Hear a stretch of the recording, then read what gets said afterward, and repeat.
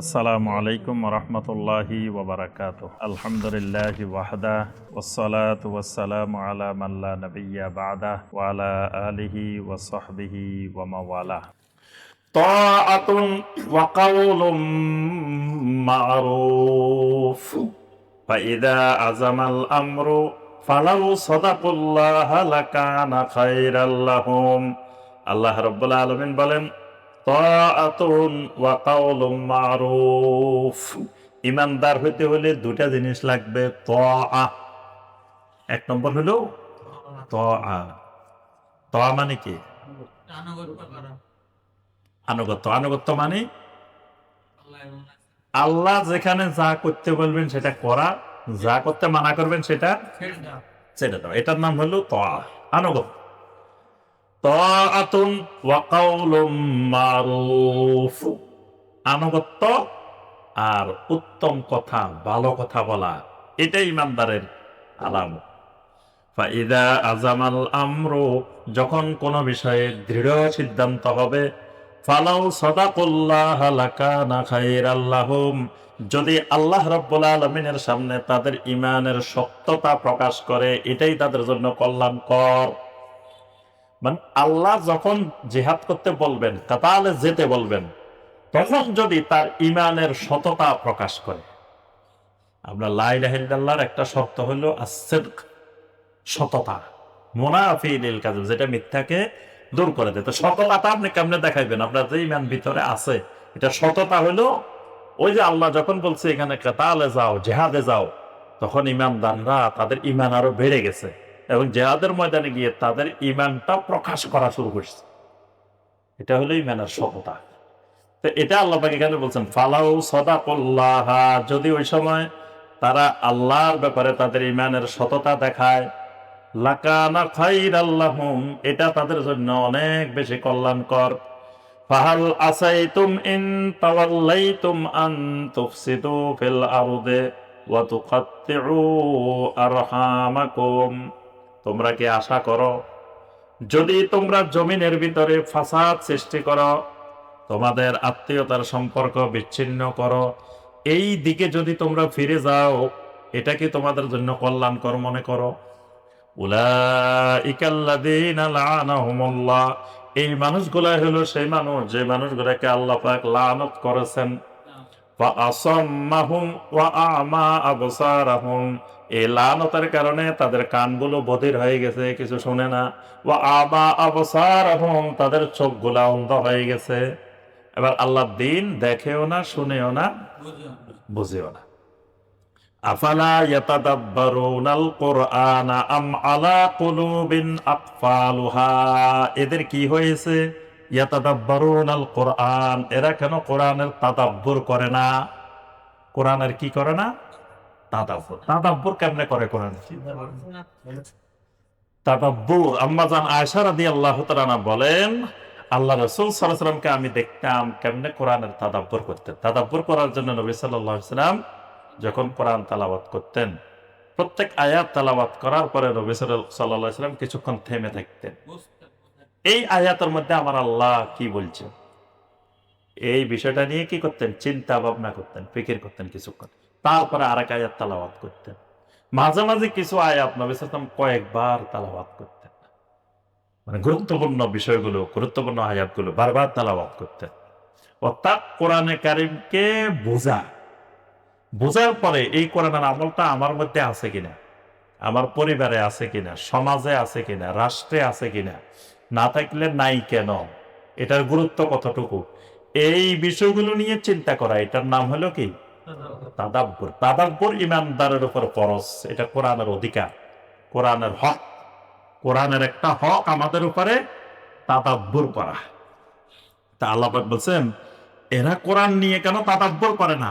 আম আলা কুলুবিন আকফালুহা, নাকি এদের অন্তরের মধ্যে তালা লেগে গেছে? আল্লাহ প্রশ্ন, এরা তাদাব্বুর করে না কেন, নাকি এদের অন্তরে তালা লেগে গেছে? এর অর্থ কি? তাদাব্বুর যে করবে না তার অন্তরে তালা লেগে যাবে। কথা হইল এটা। আজকে মুসলমানদের অন্তরে তালা লেগে গেছে, তাদাব্বুর করে না। কোরআন পড়েই না, পড়লে না তাদাব্বুর। হ্যাঁ, শুধু মুখস্থ করে, আর মানে কেউ পড়লেও না বুঝে পড়তেছে। তা না বুঝে কি তাদাব্বুর করতে পারে?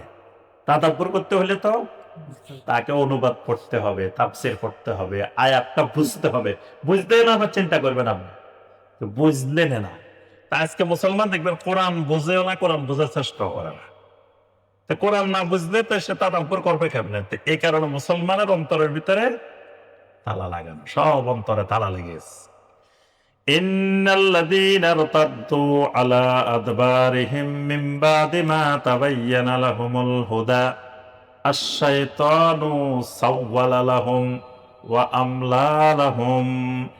যে মানুষগুলো হেদায়েত স্পষ্ট হয়ে যাওয়ার পরে পিছনের দিকে ফিরে যায়, হেদায়েত আসছে, হেদায়েত আসার পরে ইরতাদ্দু আলা আদবারিহিম, তাদের পিছনের দিকে ফিরে যায়। আশ-শাইতানু সাওয়ালা লাহুম, এই মানুষগুলোকে শয়তান খুবই বন্ধু বাবাপন্ন বানিয়ে নেয়। মানে কোরআন থেকে যখন পিছনে চলে যায়, তো শয়তান তারে কয় যে আমার খুব সহযোগী, আমার খুব বন্ধু, এরকম পাইছে।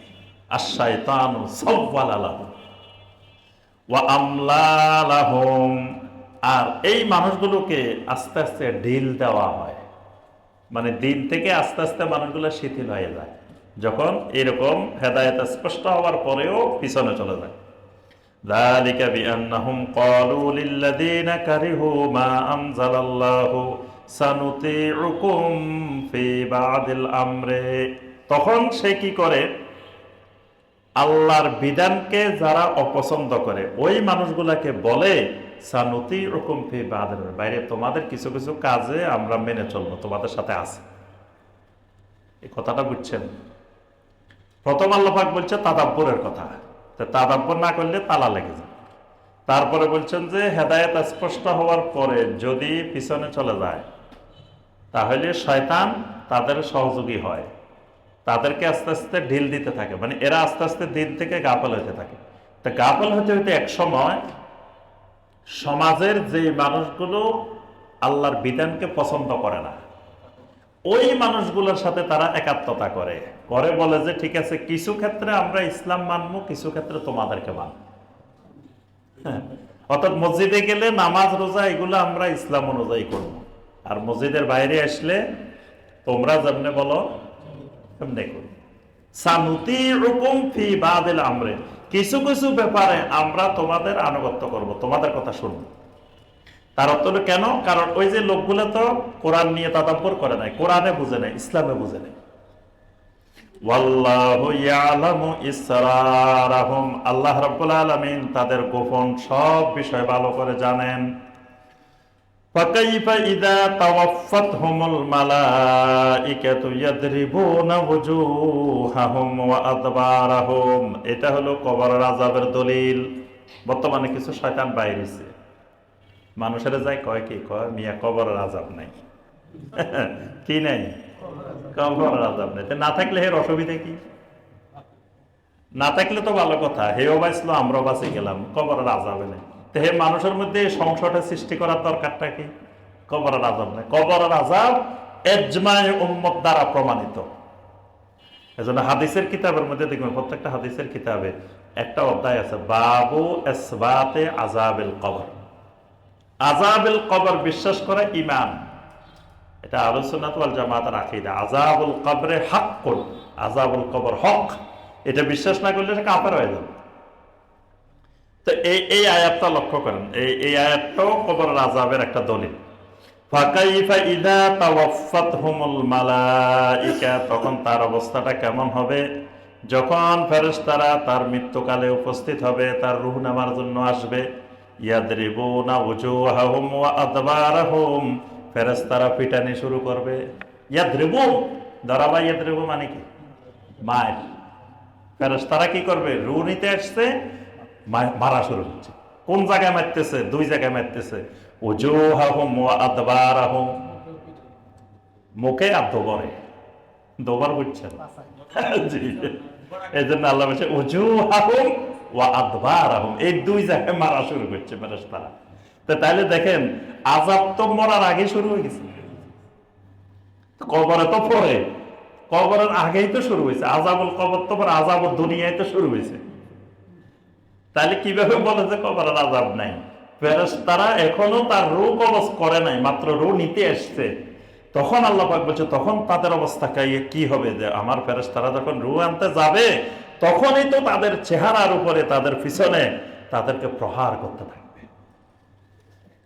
যালিকা বিআন্নাহুম ইত্তাবাউ মা আসখাতাল্লাহ ওয়া কারিহু রিদওয়ানাহু ফাআহবাতা আ'মালাহুম। এর কারণ হলো এই মানুষগুলো আল্লাহ যা অপছন্দ করেন, আল্লাহ যে বিষয়ের উপরে রাগান্বিত হয় ওই বিষয়গুলো তারা অনুসরণ করত। ওয়া কারিহু রিদওয়ানাহু, আল্লাহর সন্তুষ্টিকে তারা অপছন্দ করত। বা আহবাতা আমালাহুম, এই কারণে আল্লাহ পাক তাদের সব আমলগুলো নষ্ট করে দিয়েছেন। আম হাসিবাল্লাযীনা ফী কুলূবিহিম মারাদুন, যে মানুষগুলোর অন্তরের ভিতরে রোগ আছে, এই মানুষগুলোকে ধারণা করে আল্লাহ ইউখরিজাল্লাহু আদগানাহুম, আল্লাহ রাব্বুল আলামিন তাদের অন্তরের যেই রোগ ব্যাধি, যে হিংসা, যে প্রতিহিংসা, এগুলো আল্লাহ বের করে দিবেন, এটা কি তারা ধারণা করে? ওয়ালাউ নাশাউ লা আরাইনাকাহুম ফালা আরাফতাহুম বিসীমাহুম, আমি যদি চাইতাম তাহলে আমি তাদেরকে অবশ্যই সবকিছু দেখিয়ে দিতাম, দেখিয়ে দেওয়ার কারণে তারা ওই চিহ্ন দেখে সবকিছু চিনে যেত। ওয়ালা তারিফান্নাহুম ফি লাহানিল কাওলে, তাদের কথার সুরে আপনি তাদেরকে চিনে যেতে পারতেন। ওয়াল্লাহু ইয়ালামু আমালাকুম, আল্লাহ পাক তোমাদের সব আমল জানেন। অর্থাৎ আল্লাহ চাইলে মুনাফিক কে কার অন্তরের ভিতরে কি আছে, লাহান শুনে, কথা শুনে আপনি চিনে ফেলতেন, এটাও আমি আল্লাহ করে দিতে পারতাম। কিন্তু আমি আল্লাহ এইভাবে আপনাকে চিরাই দিই না ডাইরেক্ট, যে এটা মুনাফিকের অন্তরে রোগ আছে, এটা আছে, সরাসরি আল্লাহ পাক প্রথমে নবী সাল্লাল্লাহু আলাইহি ওয়াসাল্লামকে বলেন নাই, শেষ দিকে গিয়ে তালিকা দিয়ে দিয়েছেন কারা কারা মুনাফিক। ওয়ালানাবলুওয়ান্নাকুম হাত্তা না'লামাল মুজাহিদিনা মিনকুম ওয়াস-সাবিরিন ওয়া নাবলুয়া আখবারাকুম। ওয়ালানাবলুওয়ান্নাকুম, অবশ্যই আমি তোমাদেরকে পরীক্ষা করব। হাত্তা না'লামাল মুজাহিদিনা মিনকুম, যতক্ষণ পর্যন্ত না আমি এটা জেনে না নিব তোমাদের মধ্যে কারা কারা মুজাহিদ, ওয়াস-সাবিরিন, কারা কারা সবর ধারণকারী, কারা কারা সবর ধরে, কারা কারা জিহাদ করে, এটা না জানা পর্যন্ত আমি তোমাদেরকে একের পর এক পরীক্ষা করব। ওয়া নাবলুয়া আখবারাকুম, তোমাদের খবরগুলোকেও আমি পরীক্ষা করব, মানে তোমাদের কর্মকাণ্ডগুলোকেও আমি পরীক্ষা করব। ইন্নাল্লাযীনা কাফারু ওয়া সাদ্দু আন সাবিলিল্লাহি ওয়া শাক্কুর রাসূলা মিন বা'দি মা তাবায়্যানা লাহুমুল হুদা লা ইয়াদুরুল্লাহা শাইআ ওয়া সায়ুহবিতু আমালাহুম, যে মানুষগুলো কুফরি করে, আল্লাহর রাস্তায় প্রতিবন্ধকতা সৃষ্টি করে, আমার রাসূলের বিরুদ্ধাচরণ করে, মিন বা'দি মা তাবায়্যানা লাহুমুল হুদা, তাদের সামনে হেদায়েত স্পষ্ট হয়ে যাওয়ার পরে, লা ইয়াদুরুল্লাহা শাইআ, তারা আল্লাহর কোনো ক্ষতি করতে পারবে না, আল্লাহর কিছুই ক্ষতি করতে পারবে না। ওয়া সায়ুহবিতু আমালাহুম, অচিরেই আল্লাহ রাব্বুল আলামিন তাদের সব আমল নষ্ট করে দিবেন। ইয়া আইয়ুহাল্লাযীনা আমানু আতিউল্লাহ ওয়া আতিউর রাসূলা ওয়া লা তুবতিলু আমালাকুম, ও ঈমানদাররা আল্লাহর আনুগত্য করো, রাসূলের আনুগত্য করো। ওয়া লা তুবতিলু আমালাকুম, তোমাদের আমলগুলো তোমরা নষ্ট করে দিও না। এই আয়াতটা গুরুত্বপূর্ণ একটা আয়াত। আল্লাহর আনুগত্য করো, রাসূলের আনুগত্য করো, সাথে বলছেন ওয়ালা তুবতিলু আমালাকুম, আমলগুলো নষ্ট করে দিও না, আমল বাতিল করে দিও না। তা আমল কেমন নষ্ট হয়? আমল নষ্ট হবে দুটা কারণে। যদি আমলের মধ্যে ইখলাস না থাকে তাহলে আতিউল্লাহ হয় নাই। আমল যদি সুন্নত তরিকা না হয় তাহলে আতিউর রাসূল হয় নাই। এই জন্য আগে বলছেন আতিউল্লাহ ওয়া আতিউর রাসূল, তারপরে বলছেন ওয়ালা তুবতিলু আমালাকুম, আমলগুলোকে বাতিল করে দিও না। এই জন্য সুন্নত পদ্ধতিতে আমল না হইলে, বেদাতি পদ্ধতিতে আমল হইলে ওই আমল কি হয়ে যায়? বাতিল হয়ে যায়। আবার ইখলাস না থাকলে, রিয়া থাকলে, সুমআ থাকলে, তাহলে সেই আমলও বাতিল হয়ে যায়। ইন্নাল্লাযীনা কাফারু ওয়া সাদ্দু আন সাবিলিল্লাহি সুম্মা মাতু ওয়া হুম কুফফারুন ফালান ইয়াগফিরাল্লাহু লাহুম, যে মানুষগুলা কুফরি করে, আল্লাহর রাস্তায় প্রতিবন্ধকতা সৃষ্টি করে। দেখেন এই সূরার মধ্যে কতবার আসছে কাফেরের সাথে সদ্দু আন সাবিলিল্লাহ। শুরুতে যে শুরু হয়েছে, মাঝখানে অনেকবার আসছে এই কথাটা, সদ্দু আন সাবিলিল্লাহ, আল্লাহর রাস্তায় প্রতিবন্ধকতা সৃষ্টি করে, বাধা সৃষ্টি করে। তার অর্থ হলো যখন এই আয়াতটা নাযিল হচ্ছে, কাফেররা প্রতি পদে পদে ইমানদারদেরকে কি করতেছিল? শুধু বাধা সৃষ্টি করতেছিল। সুম্মা মাতু ওয়া হুম কুফফারুন, কাফের অবস্থায় যখন সে মৃত্যুবরণ করে, ফালাই ইয়াগফিরাল্লাহু লাহুম, আল্লাহ রাব্বুল আলামিন তাদেরকে কখনোই ক্ষমা করবেন না। ফালা তাহিনু ওয়া তাদউ ইলাস সালমি ওয়া আনতুমুল আ'লাউনা ওয়াল্লাহু মাআকুম ওয়া লা ইয়াতিরাকুম আ'মালাকুম। অতএব ঈমানদারেরা, ফালা তাহিনু, মন মরা হইও না, নিরাশ হইও না, চিন্তিত হইও না। ওয়া তাদউ ইলাস সালমে, সবসময় মানুষকে শান্তির দিকে, নিরাপত্তার দিকে আহ্বান করো, মানে যুদ্ধ চাইও না। চাইবা কি? তাদউ ইলাস সালমে। এই জন্য ইমানদার কখনো যুদ্ধ চায় না, সবসময় চায় যুদ্ধ বিগ্রহ না করে কিভাবে বেঁচে যায়। এই জন্য নবী সাল্লাল্লাহু আলাইহি ওয়াসাল্লাম কখনো আগ বাড়াই যুদ্ধ করেন নাই। নবী সাল্লাল্লাহু আলাইহি ওয়াসাল্লামের যুদ্ধগুলো ছিল সব আত্মরক্ষামূলক। আক্রমণ করছেন, তখন নবী সাল্লাল্লাহু আলাইহি ওয়াসাল্লাম প্রতিরোধ করার জন্য এই যুদ্ধগুলো করেছেন। কারণ আল্লাহ বলছে ওয়াতাদউ ইলাস সালমে, তোমরা সবসময় শান্তির দিকে আহ্বান করো।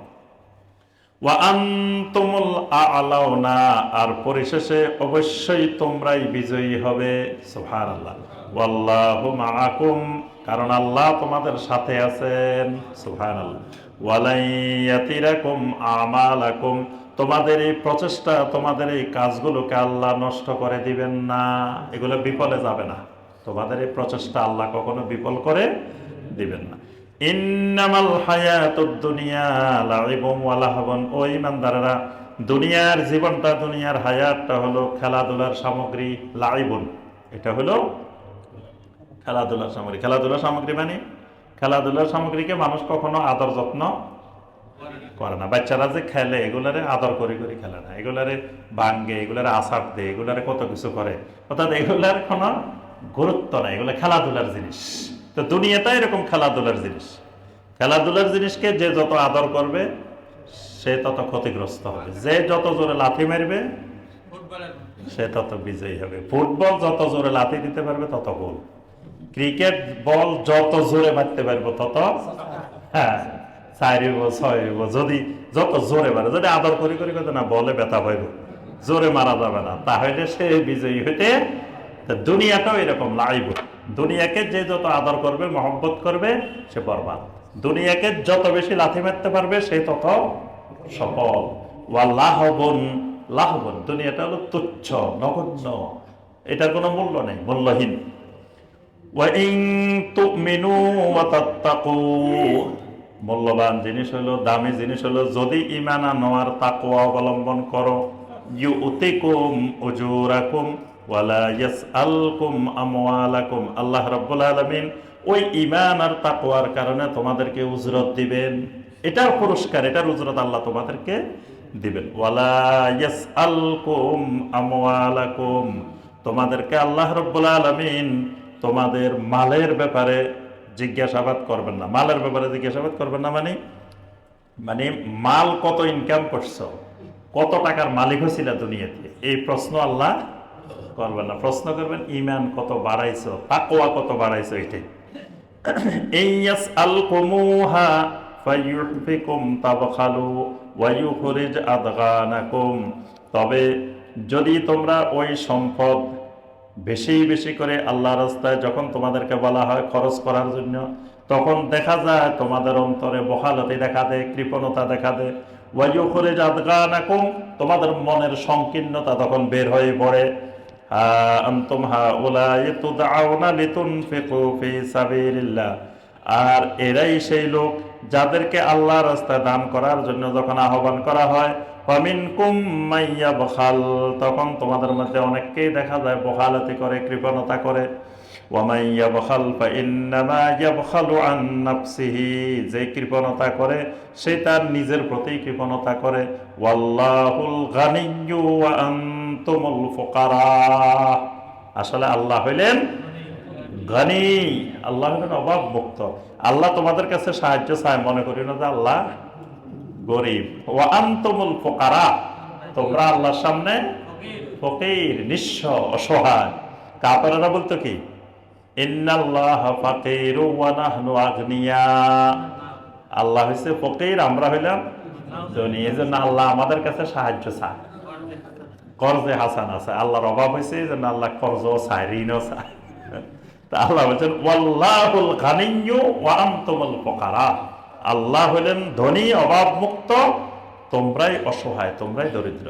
ওয়া ইন তাতাওয়াল্লাউ ইয়াস্তাবদিল কওমান গায়রাকুম সুম্মা লা ইয়াকুনু আমসালাকুম। এই আয়াতটা শুরু হয়েছে সূরাটা মানে ব্যতিক্রম বিষয়, শেষও করছেন আল্লাহ পাক ব্যতিক্রম বিষয়। ওয়া ইন তাতাওয়াল্লাউ, হুমকি দিয়ে আল্লাহ শেষ করছে, যদি আল্লাহ রাস্তায় দান করতে কৃপণতা করো, বখালতি করো, তাহলে ওয়া ইন তাতাওয়াল্লাউ, যদি তোমরা মুখ পেরিয়ে নাও, ইয়াস্তাবদিল কওমান গায়রাকুম, আল্লাহ তোমাদেরকে বের করে এখানে অন্য কওমকে আল্লাহ স্থলাভিষিক্ত করবেন।